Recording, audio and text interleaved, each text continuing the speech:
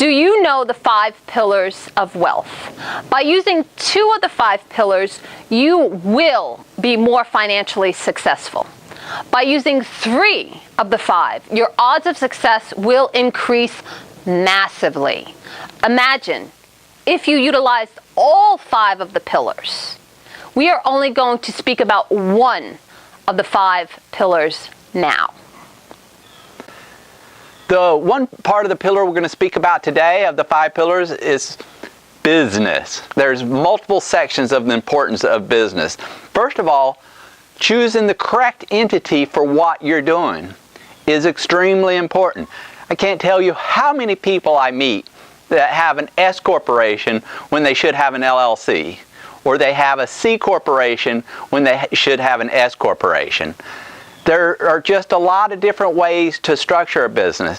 And when you get really successful, there's other things you should do too. And if you do have business, should you have a management company so you can save on taxes by paying your family?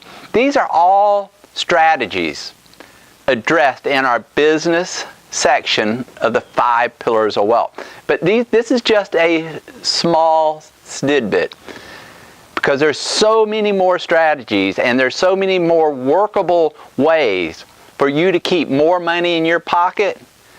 You just have to have a look, because when you have a look and you start learning something new, you start thinking different thoughts, you start saying different things, and then you start doing different things, which changes the results you're having, and you become more successful. So there's a link below.